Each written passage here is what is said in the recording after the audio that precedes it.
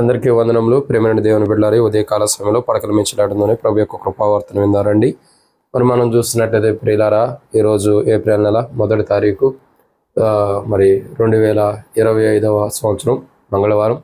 మరి ఉదయకాలం మనకి ఇవ్వబడిన కృపావార్తను చూసినట్లయితే మరి ద్వితీయోపదేశకాండం 30వ అధ్యాయం ద్వితీయోపదేశకాండం 30వ అధ్యాయం 9-10 వచనాలు ఇక్కడ ఒక మాట రాయబడుతుంది. నేను చివరిలో చదువుతా చూడండి. నీ పూర్ణ హృదయంతోను నీ పూర్ణ ఆత్మతోను నీ దేవుడైన యెహోవా వైపు మళ్ళినప్పుడు యెహోవా నీ పితరుల యందు ఆనందించినట్లు నీకు మేలు చేయుటకు నీ యందు ఆనందించి నీ వైపు మళ్ళును. కాబట్టి ప్రియులారా, ఈ ఉదయకాలం పడకలు మించలేటంతోనే ప్రభు యొక్క కృపావార్తను వింటున్న మన జీవితాల్లో మనం జ్ఞాపకం చేసుకున్నట్లయితే ఒక మాట రాయబడుతూ వచ్చింది, యెహోవా నీకు మేలు చేయుటకు నీ యందు ఆనందించి నీ వైపు మళ్ళును. కాబట్టి ఈ ఉదయకాలం మనం పడకలు మించలేటంతోనే ప్రభు యొక్క కృపావార్తను చూసినట్లయితే దేవుడు యెహోవా నీకు మేలు చేయుటకై నీ యందు ఆనందించి నీ వైపు మళ్ళాలి కాదు, మళ్ళుతానని దేవుని యొక్క వాక్యం ఉంటుంది. మళ్ళుము, కాబట్టి నీ వైపు మళ్ళును అని బైబిల్ రాయబడుతూ వచ్చింది. అంటే దేవుడు నీ వైపు మళ్ళాలి. ఎందుకు? ఆయన నీ యందు ఆనందించి నీ వైపు మళ్ళుతున్నాడు. ఎందుకంటే నీకు మేలు చేయటారు. దేవుడు నీకు మేలు చేయాలంటే, దేవుడు నీకు మేలు చేసి దేవుడు నీ వైపు మళ్ళాలంటే మనం చేయాల్సిన కొన్ని పనులు ఉన్నాయి. మనం ఏం చేయాలా? దేవుడు మన వైపు మళ్ళాలంటే మనం ఏం చేయాలంటే మొదటి మాటను మనం చూద్దామండి. దేవుని యొక్క వాక్యం చూస్తున్నాడు. ద్వితీయోపదేశకాండం 30వ అధ్యాయం 29వ వచనం చివరిలో నేను చదువుతున్నా చూడండి. నీ దేవుడైన యెహోవాను ప్రేమించి. కాబట్టి మొదటిగా మనం జ్ఞాపకం చేసుకోవాల్సిన మొదటి కోణం ఏంటంటే ప్రియులారా, ఈ ఉదయకాలం పడకలు మించలేడందని ప్రభు యొక్క కృపావర్తన ఏమిటంటే మన జీవితాల్లో ఆయన యెహోవా నీకు మేలు చేసి నేను ఆనందించాలంటే మొదటిగా నువ్వు చేయాల్సిన, నీవైనా నేనైనా చేయాల్సిన పని ఏంటంటే ఆయన్ని ప్రేమించాలి. ఏం చేయాలా? ఆయన్ని ప్రేమించాలి. అంటే ఎప్పుడైతే ఆయన్ని ప్రేమిస్తామో, ఎప్పుడైతే ఆయన ప్రేమను మనం పొందుకోగలుగుతామో, ఎప్పుడైతే ఆయన ప్రేమ మన జీవితాల్లో ఉంటుందో, ఎప్పుడైతే దేవుణ్ణి ఎక్కువగా మనం ప్రేమిస్తామో అప్పుడు యెహోవా నీకు మేలు చేయుటకు నీ యందు ఆనందించి నీ వైపు మళ్ళుతాడు. అంటే దేవుణ్ణి మనం ప్రేమించడం నేర్చుకోవాలి.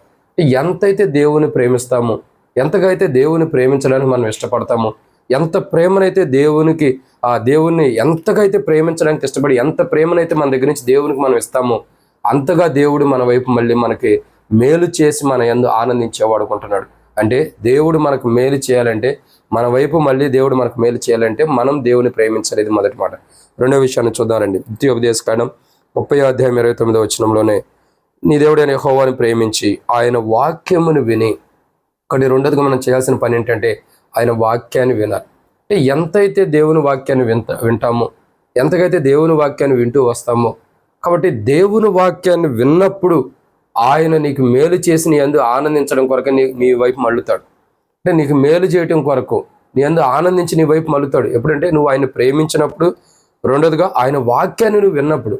అంటే ఎంతగైతే ఆయన వాక్యాన్ని నువ్వు వింటావో, ఎంతగా ఆయన వాక్యాన్ని వినటానికి ఇష్టపడతావో, ఎంతగా ఆయన వాక్యాన్ని వినటానికి ఇష్టపడి అంగీకరిస్తావో అంతగా దేవుడు నీ ఎడల ఏం చేస్తాడు? మేలు చేసేవాడు ఉంటాడు. ఇది రెండవ మాట. మూడో మాటను చూసినట్లయితే ప్రియులారా, ద్వితీయోపదేశకాండం 30వ అధ్యాయం 16వ వచనం నేను చదువుతాను. నీవు బ్రతికి విస్తరించినట్లు నీ దేవుడైన యెహోవాను ప్రేమించి ఆయన మార్గముల యందు నడుచుకొని. ఇక్కడ మూడో మాట ఏంటంటే ప్రియులారా, ఆయన నీకు మేలు చేసి నీ యందు ఆనందించి నీ వైపు మళ్ళాలంటే మూడోదిగా ఇక్కడ రాయబడిన మాట చూసినట్టయితే ఆయన మార్గం యందు నడుచుకోవాలి.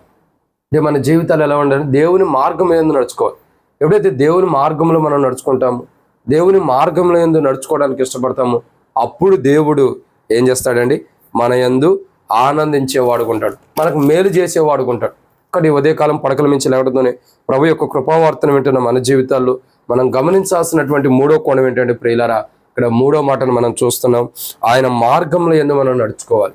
అంటే దేవుని మార్గంలో యందు ఎప్పుడైతే నడుచుకుంటామో, ఆయన మార్గాల్లో ఎప్పుడైతే ఉంటామో, ఆయన మార్గం నుండి తప్పిపోకుండా ఆయన సరైన మార్గంలో ఎప్పుడైతే మనం నడుచుకుంటూ వెళ్తామో అప్పుడు ఖచ్చితంగా ఆయన నీకు మేలు చేయుటకు నీ యందు ఆనందించి నీ వైపు మళ్ళుతాడు.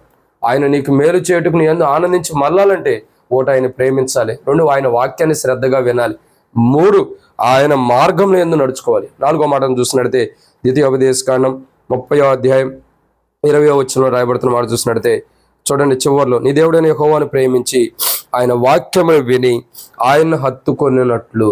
కాబట్టి ఇక్కడ మనం నాలుగోదిగా చూస్తున్నాం, ఆయన హత్తుకోవాలి. అంటే ఒకటి ఆయన ప్రేమించాలా, రెండు ఆయన వాక్యాన్ని వినాలి, మూడు ఆయన మార్గంలో అనుసరించి నడవాలా, నాలుగోదిగా చూసినట్లయితే ఆయన హత్తుకోవాలి, అంటే దేవుని హత్తుకోవాలి. ఎవరైతే దేవుని హత్తుకుంటారో, ఎవరైతే దేవుని కౌగులించుకుంటారో, ఎవరైతే విశ్వాస జీవితంలో, క్రైస్తవ జీవితంలో, ఆత్మ జీవితంలో దేవుని ఇలా కౌగులించుకున్న అనుభవంలో, హత్తుకున్న అనుభవంలోకి వస్తారో అటువంటి వారి యొక్క జీవితాలు మనం చూడగా వారికి మేలు చేయటం కొరకు దేవుడు వారి యందు ఆనందించి వారి వైపు మళ్ళుతాడు.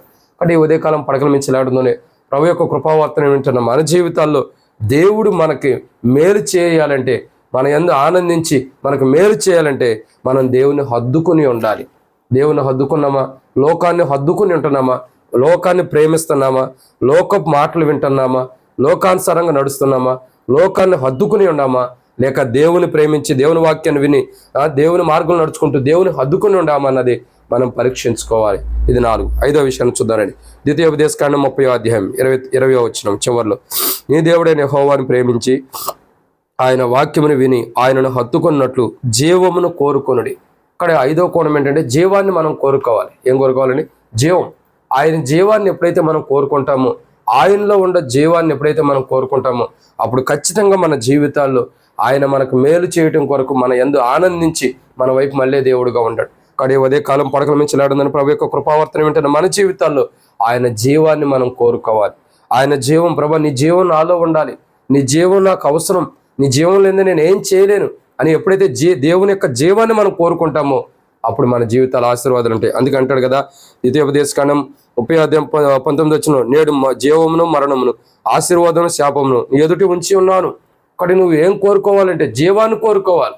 కాబట్టి ఆ జీవాన్ని కోరుకున్నప్పుడు ఆయన నీకు మేలు చేయటం కొరకు నీ అందు ఆనందించి నీ వైపు మళ్ళేవాడుగా ఉంటాడు. కాబట్టి ప్రియులారి ఉదయకాలం పడకల నుంచి లేగడుతుంది, యెహోవా నీకు మేలు చేయుటకు నీ అందు ఆనందించి నీ వైపు మళ్ళాలంటే నువ్వు చేయాల్సిన మొదటి కోణం ఈ ఉదయకాలం ప్రియమైన దేవుని బిడ్డలారా, 1 ఆయన ప్రేమించాలి, 2 ఆయన వాక్యాన్ని శ్రద్ధగా వినాలి, 3 ఆయన మార్గం నడుచుకోవాలి, 4 ఆయన హద్దుకోవాలి, 5 జీవాన్ని కోరుకోవాలి.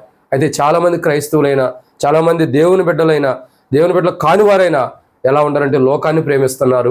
ఎలా ఉండారంటే వారు వాక్యాన్ని సరిగా వింటలేదు. దేవుని మందిరంలో ఉండేవారు కూడా ఉంటారు, చాలామంది క్రైస్తవులు వాక్యాన్ని సరిగా వినరు. అలాంటి వారు దేవుడు వారి యందు మేలు చేయడానికి కూడా దేవుడు ఇష్టపడరు. అలాంటి వారికి లోకస్తుల చాలామంది క్రైస్తవులు దేవుని ప్రేమిస్తలేదు, దేవుని వాక్యాన్ని వింటలేదు, దేవుని అనుసరించి నడవట్లేదు, దేవుని హద్దుకోవట్లేదు, ఇంకా జీవాన్ని కోరుకోవట్లా, మరణాన్ని కోరుకుంటున్నారు, లోకాన్ని కోరుకుంటున్నారు, లోకాన్ని హద్దుకుంటున్నారు, లోకపు మాటలు వింటున్నారు, లోకాన్ని ప్రేమిస్తున్నారే కానీ దేవుని ప్రేమించట్లా. కాబట్టి మన జీవితాలు ఈరోజు దేవుడు అన్నాడు కదా, మరణమును జీవుని ఎదుటి ఉంచి ఉన్నాను, నీ అందరూ యెహోవా నీకు మేలు చేయుటకు ఆనందించి నీ వైపు మళ్ళాలంటే నువ్వేం చేయాలా?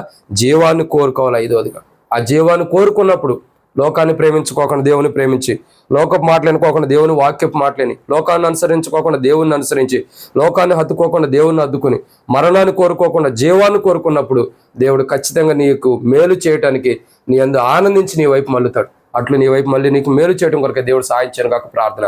మమ్మల్ని మిక్కిలిగా ఎక్కువగా ప్రేమించిన ప్రియ పరలోకపు తండ్రి, పరిశుద్ధుడు అయిన దేవా, మీకు స్తోత్రములు.